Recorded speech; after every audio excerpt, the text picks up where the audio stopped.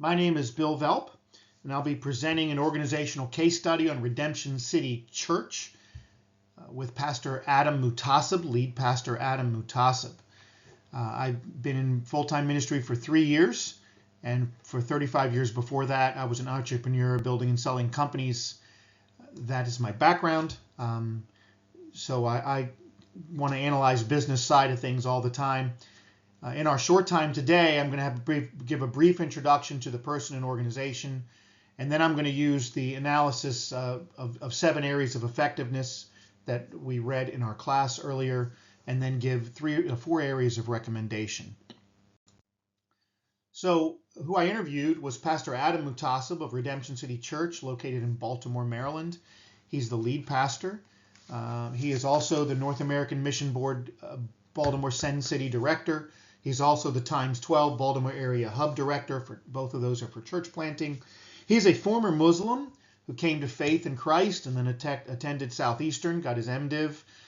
The church was planted out of a Mago Day church near Southeastern Seminary into Baltimore City, and he launched in 2017 with a small core team with one of the other pastors there, Pastor Adam Wilson, who's now the discipleship pastor. They began in Pastor Muhtaseb's living room. It is now, I believe I've heard that it's the largest Southern Baptist church in Baltimore City now, just really 7 years, but 8 full years later. They're running a 13-week rolling average of 512 in attendance, but it's growing at a rate of over 34% a year. So they're seeing incredible growth. So they expect to be at about 700 this time next year. Full-time staff of 13. It's a very multicultural church. There's 43 different nations in membership where something other than English is their heart language. So that's a little bit about the organization. So I'd like now to talk about Gordon T. Smith put out in Institutional Intelligence, 7 distinct characteristics of an effective organization. And I'm going to take a few minutes to look at RCC as it pertains to mission clarity, appropriate governance, quality personnel, vibrant culture, financial resilience, generative built spaces, and strategic alliances. Again, this comes from Gordon T. Smith.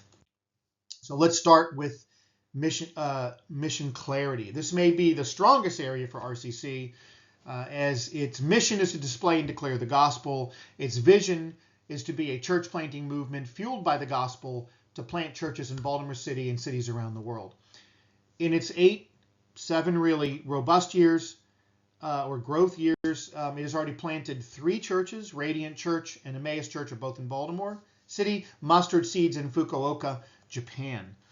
On top of that, they have 6 residents who are training to plant churches, 2 of them in Baltimore City, another one in Japan through Mustard Seed, and then 3 of them are going to plant international language churches in the Baltimore metropolitan area. And they're all coming and being planted out of Redemption City Church, where they look to plant 100 churches in the next 50 years. And how they plant churches is not just by funding them. Redemption City Church brings in residents, trains them, and sends them with money and people. So then they have their values are clearly stated. There are 9 values that are embodied by the terms we are, we have, we embody, and they inform all activities that RCC does. They're communicated ubiquitously across the pulpit, communications, meetings, and just ubiquitously across the organization. And each value is explained in the culture guide, which we're going to talk about in a moment. So then inside that, they also have a gospel plan that informs how they spend all their human capital, and financial capital, and all their budget resource allocation is based on their gospel plan. So it's communicated from the pulpit, again, at all meetings and in all communications. People understand when they're doing something, when RCC is having a golf tournament for adoption care, that falls under their orphan care and their gospel plan. Very focused. They're taking their light to cut diamonds rather than just spreading light in a room. They're trying to cut some diamonds, and that's what they're looking to do. So we now look at the next thing that we talk about is organizational appropriate governance.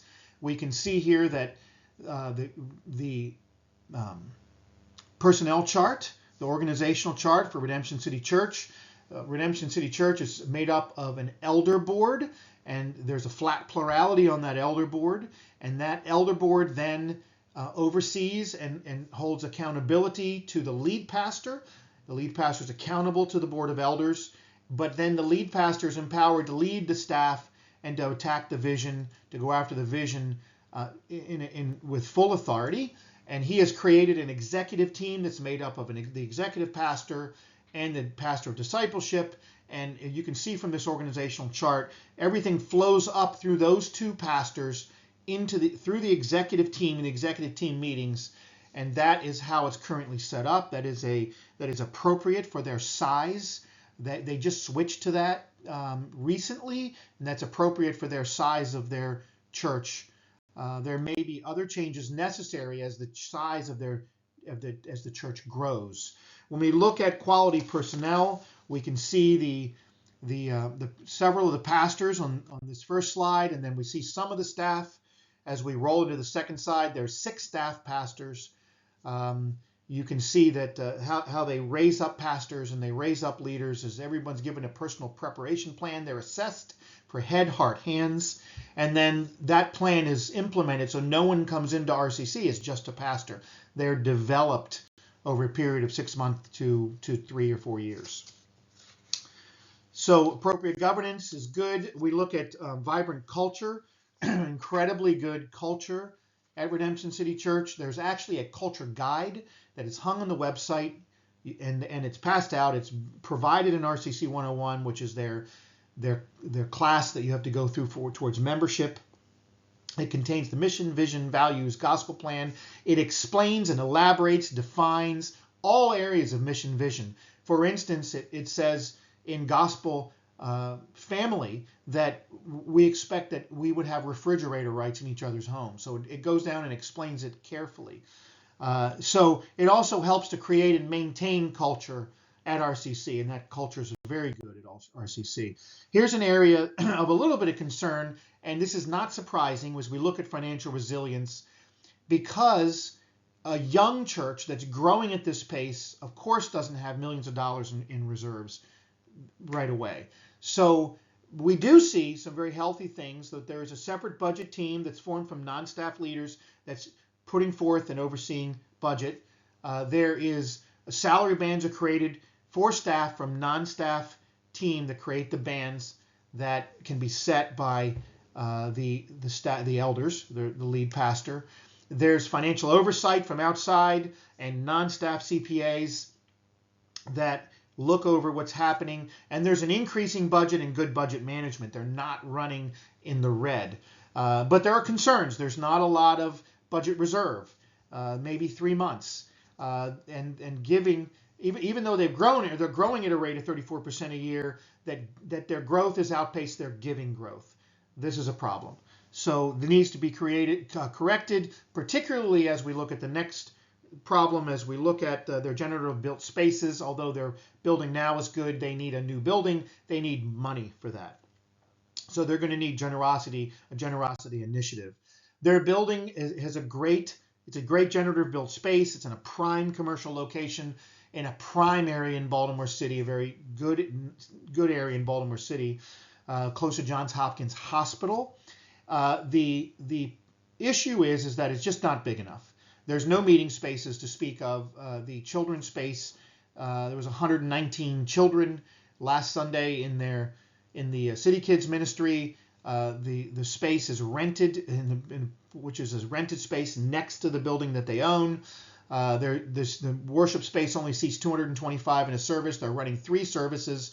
They will outgrow that 3rd service within 12 months. So they have a real problem to find and create a better space. We also see strategic alliances that are very strong. These are all formed around the gospel plan, around Baptist life, and planting, church planting. Life Song is for adoption. So my recommendations. First recommendation, I'm quoting here from Kimberly Thornberry, who talks about a crisis response team and plan. They need to form one. There is not one that exists. Although they've worked very hard and done a good job of developing ongoing relationships and goodwill, there's no crisis team. There's no strict policy for media communications. There's no continuity of a business plan, and there's no communication strategies if in the event of a crisis. So this needs to be done quickly. In case it could be a natural disaster, could be internal or external responses. So crisis team is necessary. Again, not surprising. It's a young church, ongoing church. The next thing would be to increase generosity and financial reserves. They've written a philosophy of generosity that has been dispersed now. They're in their generosity plan, which is being fully developed. They need to increase the number of revenue streams so that it's not only giving and the way that those streams can come in. They need to prepare for a major generosity initiative in the first part of 2026 as they find, and try to pay for new space. And I believe that they should hire a finance-focused staff member who's focused on revenue generation and counting money, so that there's eye is always on every single day driving revenue. A third recommendation would be a facility expansion and parking. There's no parking currently in the current building, and it has caused problems in growth. It's hard to believe they're growing at 34% a year, yet they have zero parking, and they're in a city. So they need to research and acquire a new worship space with meeting rooms, with some type of parking accommodation, either locally with the building or locally close enough that they can run shuttle services, or that it's in walking distance that they can rent the parking potentially on a Sunday. And they need to develop their new space with mission in mind. And the last recommendation is that they look at their changing their model a little bit on church planning to multi-church organizational model. They're already considering it. Sojourn Church has moved to this. There's a good book partially authored by Dr. Greg Allison of Southern Seminary from Sojourn, who attends Sojourn Church, and that's the model they use. The idea is to develop a family of churches, interdependent churches. So what I recommend is that they use the book Multi-Church. They walk all the elders through the theological implications and the practical implications of that they adjust their organizational model. I do believe that my recommendation would be they first need to align their operational ministries all under the executive pastor, and their pastoral ministries all under the discipleship pastor, to give a little bit more clarity, because there's so much crossover, and do that carefully in their current model. But then they need to look at, what does this look like when we develop an overall board of elders that's over the family, and how does this function together? And that is something they need to walk through together. I highly recommend that they do that as an elder team together, and they figure out the economies of scale that are available in an interdependent church model. And those are my recommendations. Thank you for listening, and I look forward to interacting with yours as well.